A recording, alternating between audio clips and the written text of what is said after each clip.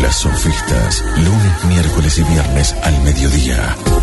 Historias de mujeres y mujeres de la historia, con Angelina Ucinoyeros e invitados.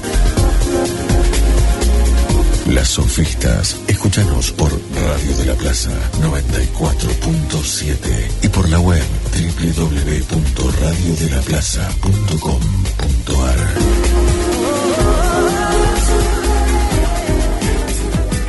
Hoy nos visita Verónica Streicher. ¿Pronuncié bien tu apellido?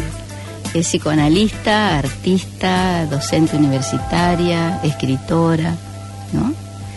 Y bueno, queríamos compartir con vos tus actividades. Hiciste hace un tiempo la muestra Erizo, justamente la editorial de las Sofistas del miércoles fue sobre el dilema del erizo de Schopenhauer.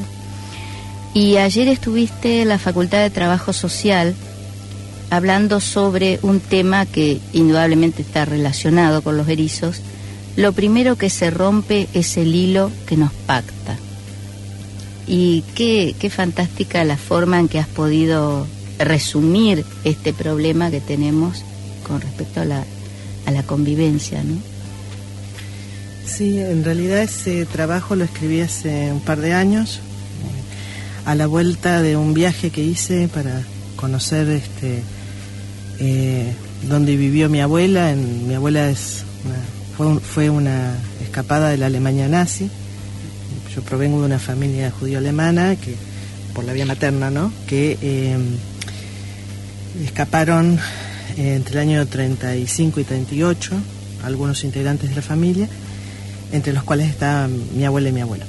Y bueno, una abuela muy querida, mi oma, que me fue transmitiendo como pudo algunas cosas, muy poquitas con palabras, ¿no? Y un montón con silencios y con, yo digo, desencajes, remiendos, donde yo advertía que había algo que no encajaba y bueno, después con los años fui preguntando, fui averiguando. Parte de ese trabajo fue irme a Alemania, fui con una amiga, fuimos primero a ver el lugar de mis abuelos y luego el lugar de los abuelos de ella, que era en Italia, en Turín, una amiga que además es colega, ella me acompañó en mi viaje. Nosotros decíamos, estamos yendo al pasado. Sí. Hicimos un viaje al pasado y bueno, ella me acompañó a mi zona de catástrofe y yo la acompañé en la suya, ¿no? Y bueno, de eso volví y escribí un trabajo que sí que está relacionado no solamente con el erizo, sino con los libros que he escrito y con otra muestra que yo expuse, otra instalación en Bellas Artes en el 16, que se llamaba Finisterre, que han sido obras que yo he ido como hecho sin saber de qué se trataba la obra, ¿no? Y al final, bueno, fui decidiendo de qué se trataba la obra y que, digamos, han armado como una cadena de inscripciones con las cuales pude sostenerme en ese viaje. Y bueno, la formulación, eso de lo primero que se rompe es el hilo, me lo dice una paciente hablando de la situación. Me lo dice en una sesión, una paciente me dice, bueno, lo primero que se rompe es el hilo, se refería al hilo que nos une a los otros. Sí. Y bueno, y a mí me quedó picando esa frase porque me parece que tenía razón, que es lo primero que se rompe es el lazo entre las personas, el lazo social, es lo primero que se rompe. Y yo decía, porque es tan delicado, y sí, es muy delicado, muy frágil y muy potente, las dos cosas, ¿no? Sí. ¿Viste cómo son esas cosas? Mucha potencia también es mucha fragilidad, está como... Bueno, y entonces se me apareció esa frase, la completé yo ahí con que se trata del hilo que nos pacta, ¿no? Sí. Y anoche en la charla, mientras hablábamos con la gente que fue a acompañarnos, me apareció una formulación que era, bueno, en realidad ese hilo del pacto, es un hilo que no solo nos enlaza los unos a los otros, sino que además es el hilo del pensamiento, ¿no? Es decir, solamente podemos pensar con el otro, no hay el territorio de lo pensable, sí, el territorio de los conceptos, de las ideas, es un territorio que está en el lazo. Se rompe el lazo, se rompe el hilo del pensamiento, se rompe las categorías con las que pensamos las cosas, se rompe ese montaje que es la realidad, se rompe el tiempo. Eso fue lo que trabajé fundamentalmente ayer, la rotura del tiempo, ¿no? Donde pareciera que las cosas enloquecen, porque un poco lo que comentaba ayer era que yo estaba cada vez más con la sensación de no entender nada.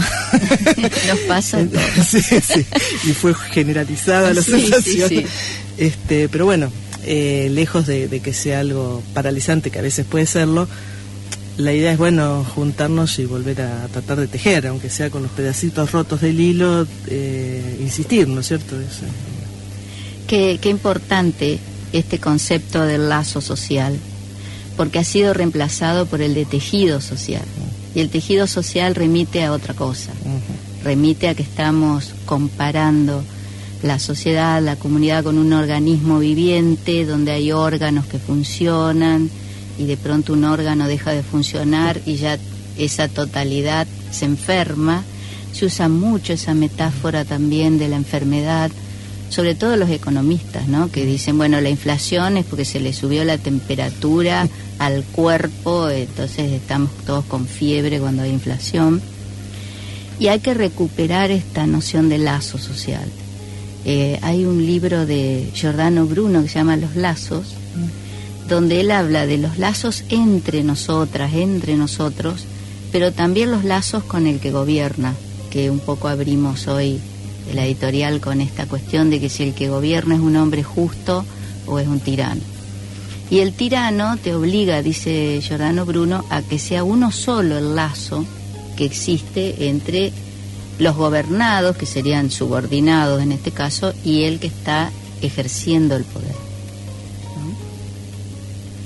Y me parece muy interesante esta experiencia tuya de viajar al pasado, porque en realidad todo el tiempo estamos viajando al pasado. ¿Y qué sentiste al ir a ese lugar de tus orígenes, de tus procedencias? Vos me hablabas de tu abuela, y cuando comenzó este proyecto de las sofistas, que siempre hablamos en plural, yo pensaba en mis abuelas, en mis bisabuelas y en todas esas mujeres que nos miran desde el pasado. ¿Qué sentiste ahí, no? Fue así, fue una experiencia, viste que es difícil tener experiencias, sí. No es tan sencillo, ¿no? Si el lazo está roto es difícil que haya inscripción, que haya marca y hacer experiencia, ¿no? Fue muy fuerte. Yo fui con una amiga, y fui con esa amiga no porque sí, sino porque tenía unas fotos. Yo tenía la caja de fotos de la familia, y en esa caja de fotos descubro unas fotos de mi abuela con una mujer joven. También mi abuela cuando vino acá tenía 24 años, o sea, una mujer más o menos de la misma edad, que yo no sabía quién era. Ya mi abuela había comenzado su demencia senil, los primeros momentos, y yo me caigo con un grabador, urgentada de terminar de preguntar algunas cosas antes de que mi abuela se desvanezca. Y le pregunto, ¿no? Y le empiezo a hacer una pregunta, empiezo a grabar no sabiendo a qué voy. No sé qué es lo que voy a preguntar, y me encuentro, para mi sorpresa, preguntándole por su experiencia en Alemania antes de salir, y cómo había sido. Y ella, yo le hago una pregunta que es, Oma, vos, ¿cuándo te diste cuenta que te tenías que ir, que ya no daba para más? Porque mi pregunta era, ¿en qué momento se desayunaron que ahí no podían estar un minuto más? Claro. ¿No? Porque es difícil saber cuándo te tenés que ir, no es tan sencillo. Sí. Además de tener la posibilidad de hacerlo, que tampoco era tan sencillo. Y ella me dice, yo un día viene caminando por la vereda, y en el sentido contrario viene su íntima amiga.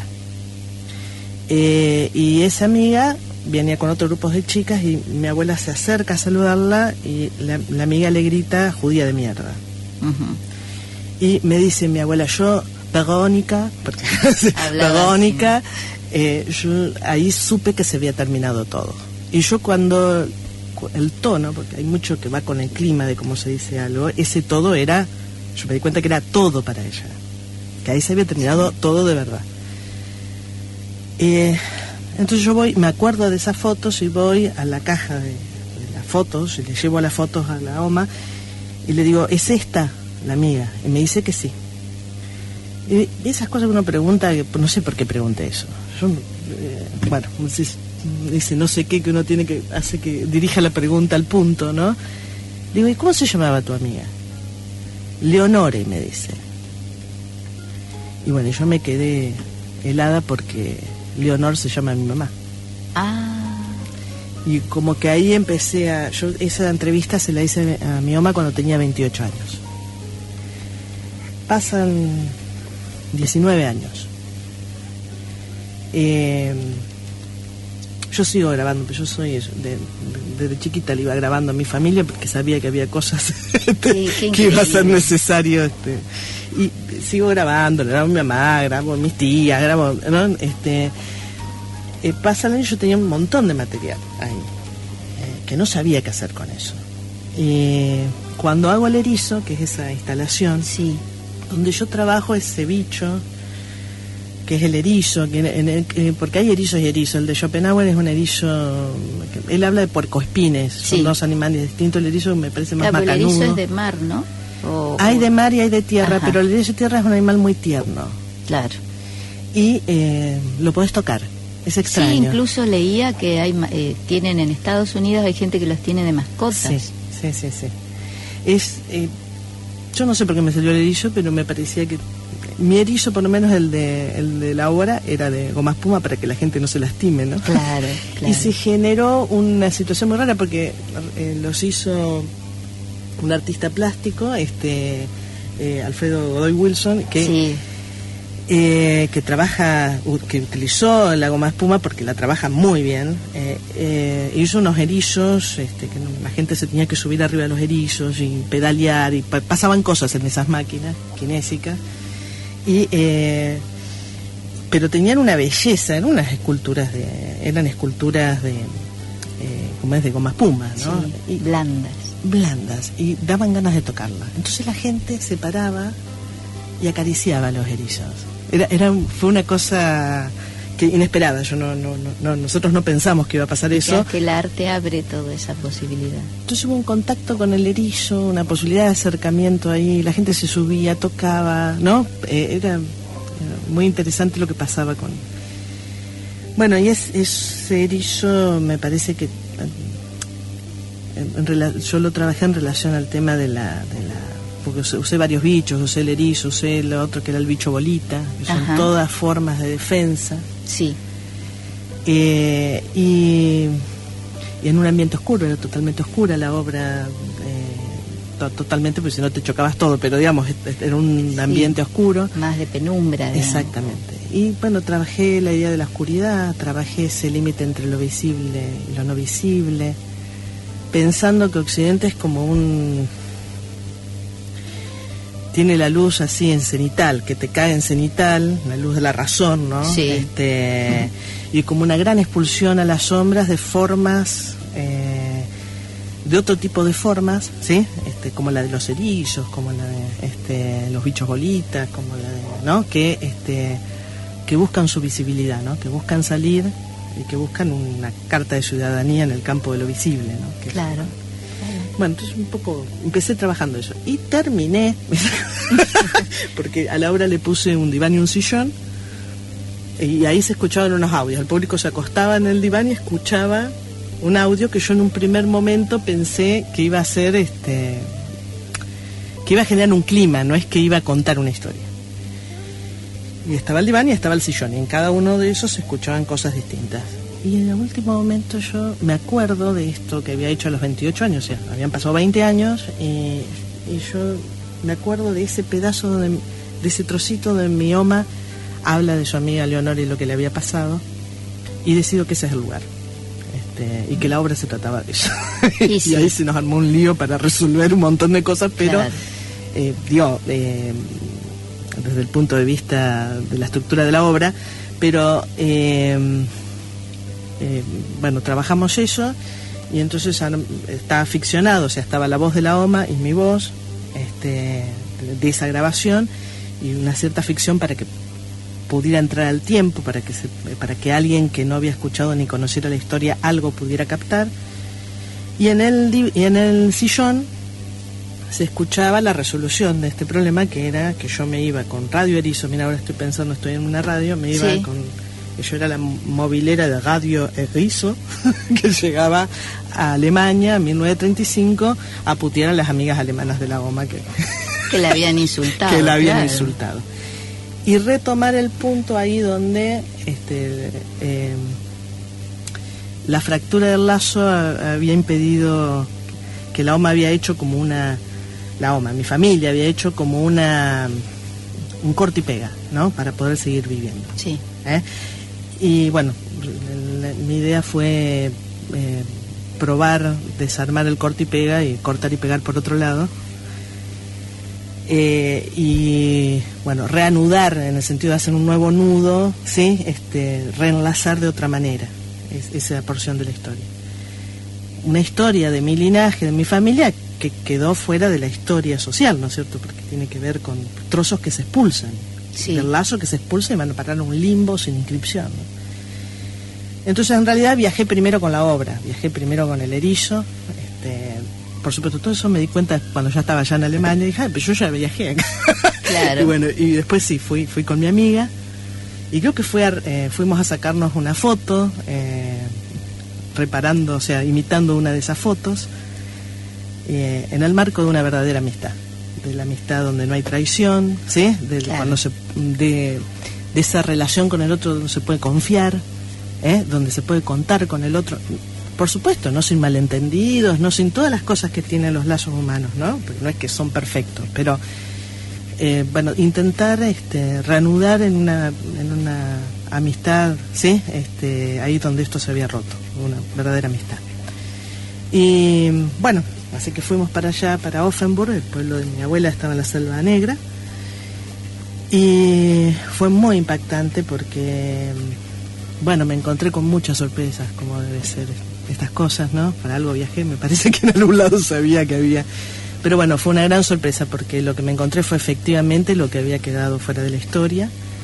Y es que, bueno, voy a un pequeño museo que hay en la ciudad y, bueno, justo hace muy poquitos años un investigador estuvo trabajando qué había pasado, ¿no? Con los judíos, los gitanos, no sé, los homosexuales de Offenburg.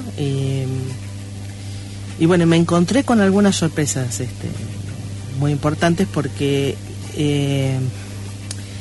nosotros teníamos los descendientes, ¿no es cierto?, de mi familia, no somos muchos, teníamos, por razones obvias, teníamos sí, algunas ideas cambiadas, ¿no? Una de esas era que mi abuela se había venido antes de que ocurriera lo peor, porque como vino en el 36 nosotros nos habíamos quedado con la idea de que había venido antes de que ocurriera lo peor. Y eso es cierto, vino antes de que ocurra lo peor. Lo que pasa es que cuando uno vive, no vive antes de que ocurra lo peor, uno vive cuando sí, vive. Después viene lo peor, lo mejor, qué sé yo. Pero uno no vive en relación a lo que va a venir, uno vive en relación a lo que está pasando y a lo que pasó. Entonces, hubo cosas que nosotros teníamos como muy veladas, yo creo que en parte porque mi abuela no contó mucho, y porque además uno no pone en el peor lugar a la gente que quiere. Uno no los puede imaginar en determinados lugares, es imposible. Por eso digo, es el lugar donde el pensamiento retrocede, Angelina. Sí, sí, sí. Entonces, bueno, nosotros pensábamos que habían venido antes y que además como estaba en un pueblo, ¿sí? Y no en una ciudad grande donde la tensión política era mayor, nosotros pensábamos que, bueno, en los pueblos no pasaba tanto. Bueno, grave error. Bueno, fue llegar a Offenburg y ver que esas imágenes que uno ve de las películas de Hollywood con sí, las esvásticas y no, la Gestapo desfilando por la calle ocurría en la puerta de la calle de la casa de mi abuela. Entonces fue como conjuntar lo que el trauma, si querés, había roto, había tirado la imagen para un lado. O sea, yo tenía imágenes la Shoah y del Holocausto, que son las imágenes que nos presta, que es la que tenemos todos, que es la que nos presta Hollywood, y tenía la historia de mi familia, pero para mí eran cosas que no, la OMA no había estado ahí, y la OMA estuvo ahí.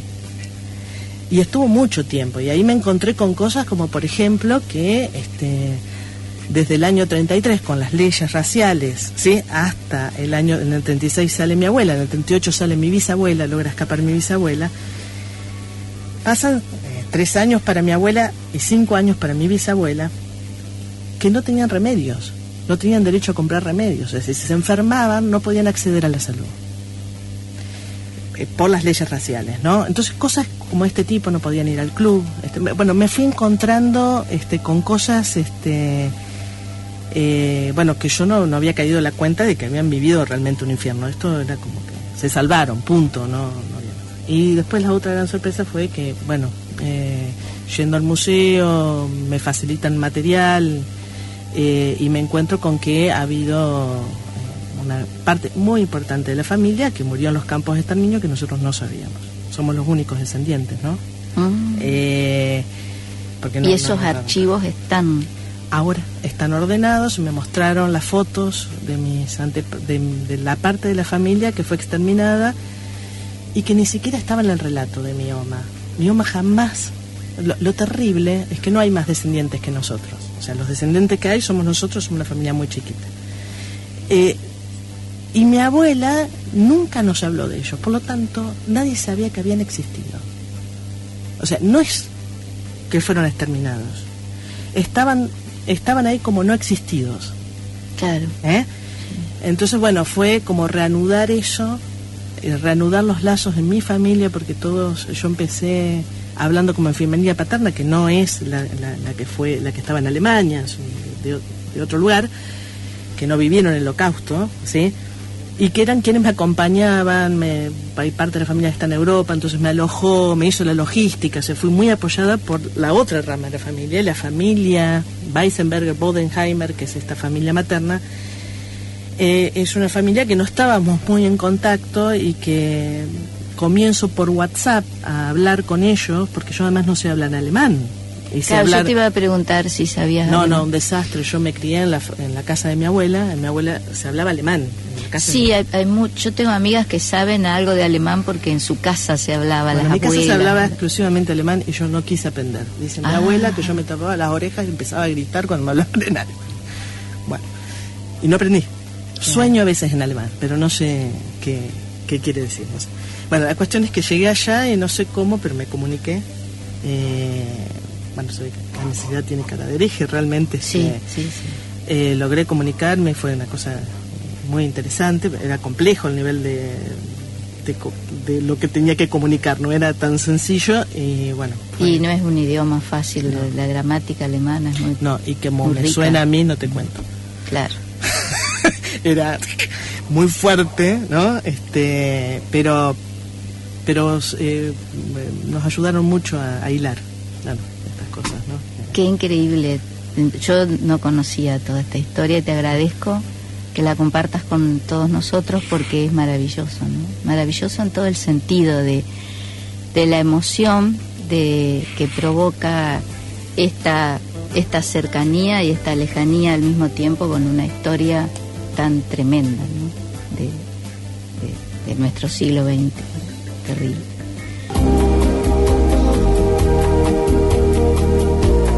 Las sofistas. Historias de mujeres y mujeres de la historia para pensar y debatir ideas, acontecimientos, emociones. Las sofistas, con la conducción de Angelina Usino Lleros.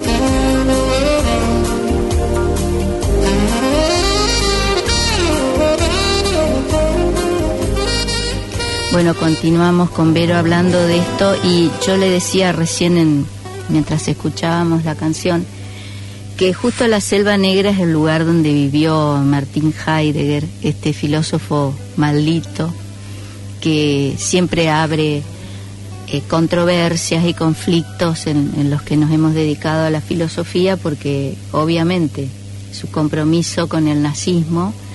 Y él muere en 1976 y nunca se retracta de su adhesión al nazismo, más allá de que hay una serie de justificaciones y de explicaciones que dan algunos de sus biógrafos o sus continuadores, ¿no? Y vos me decías con respecto a tu historia familiar, ¿cuál era también este conflicto con Heidegger? Sí, de Offenburg, el pueblo donde vivía mi familia, está en tren a unos 40 minutos de Freiburg. Nosotros también fuimos a Freiburg, justamente por esta historia que voy a contar ahora. Y es que mi tío, o sea, el hermano de mi abuela, mi tío abuelo, mi tío Rudy, estudiaba en la Universidad de Freiburg. Y, por ejemplo, él me contaba que iba a escuchar las conferencias de Jung. Ajá. No sé, digo para pensar la época, ¿no es cierto? Sí. Un estudiante de odontología que iba a escuchar las conferencias de Jung. Hoy no ocurriría. No. Está claro que cada uno con su librito, ¿no? Pero supongo yo que habría habido algún clima de época que propiciaba este tipo de cosas, ¿no? Y que la Universidad de Friburgo era una universidad con bastante movimiento. Cuando llega el nazismo, y Heidegger es nombrado en la universidad, es el encargado de aplicarle las leyes raciales a los estudiantes judíos. En el caso de mi familia, mi bisabuela, mi oma Lina, la mamá de mi oma, de esta que estábamos hablando, que también emigró, que fue la última en salir de la familia, a quien yo conocí porque murió cuando yo tenía 16 años, o sea, compartí mucho con ella, personaje muy importante en mi familia. La oma Lina estaba casada no con un judío, sino con un católico. Un matrimonio que era bastante común, había un 40% de los matrimonios en Alemania mixtos, de religiones diferentes, por lo cual cuando vienen las leyes raciales y catalogan quién es judío y quién no, mi abuela y mi tío abuelo, como eran hijos mitad arios, mitad judíos, fueron catalogados como, mi oma me lo traducía como medio judío. Y yo era chica y entonces le imaginaba una raya que la partía en medio. Entonces no sabía le preguntaba, ¿cuál es el brazo judío? ¿Cuál era el brazo judío y cuál era el no judío? ¿No? Claro.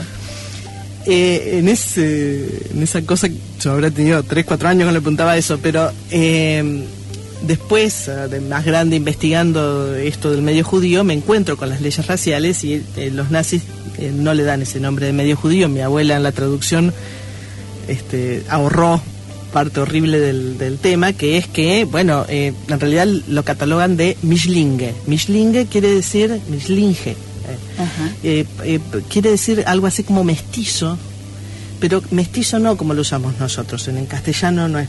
Mestizo se usa solamente para los animales. Es imposible plantear que una persona es Mischlinge. Ajá. Sí. Así los plantearon a mi abuela y a mi tío abuelo, porque si uno tenía entre 3 y 4 abuelos judíos, era considerado judío, y si tenía entre 1 o 2, era considerado Mischlinge, que es el caso de mi abuela. A los Mischlinge le dieron como un tratamiento especial. Los nazis se encargaron de tener muchos tratamientos especiales, entre ellos, cuando llegó la solución final, a los Mischlinge, como eran mitad ario, mitad no ario, y eran una amenaza para la pureza de la raza, ¿sí? Les aplicaron la esterilización. Entonces, muchas cosas que sucedían en mi familia venían en relación a esta cuestión. Dentro de estas cosas, por ejemplo, los Mischlinge, a los judíos los sacaron de las universidades. No podían estar en las universidades. Pero los Mischlinge los dejaron terminar de estudiar. Pero cuando terminaban de estudiar, no les daban el título porque no eran puros. Y el encargado de aplicarle esas leyes raciales a mi tío abuelo fue Heidegger. Claro, entonces uno en mi familia dice Heidegger, así que aparece la vieja historia, ¿no? Que bueno, efectivamente pudo terminar la carrera de odontología, pero no le dieron nunca el título y bueno, desde ya nunca ejercer, ¿no? Sí, es muy polémico el tema Heidegger. Para colmo es ineludible leerlo, porque estoy hablando de la historia de la filosofía, ¿no? Incluso hay un video de Hannah Arendt, ¿no? Que ella en algún punto, de manera muy sutil, justifica, siendo ella judía, ¿no? Entonces, toda esta complejidad es lo que tenemos que abordar. Y yo siento que vivimos en una época donde hay simplificaciones brutales, entonces se toman algunos conceptos, algunas palabras y se los repite, y yo mientras te escucho pienso, te voy a contar y les voy a contar una experiencia. Durante 30 años fui docente en las cátedras de Derechos Humanos y organizaba ciclos de cine, y había muchas películas que además yo las amo, como Una vida iluminada. Esa película es maravillosa, ¿no? Y hay una película que es una coproducción argentino-alemana de fines de los 80 que se llama Ojos Azules y trabaja Miguel Ángel Solá. Yo la vi en televisión española y conseguí que alguien me la grabara en un lugar en Buenos Aires, no sé si sigue existiendo, en Corrientes y Callao, ahí en Sibas. Me grabaron una copia, primero porque esa película mantiene mucho todavía el clima de la época inmediatamente previa al final de la dictadura, mantiene todavía eso, y casualmente el niño que es apropiado y que su madre desaparece es nieto de un alemán que le vendía armas a los militares argentinos. Y Miguel Ángel Solá era el padre de ese niño, su personaje, él era médico en una villa en Buenos Aires.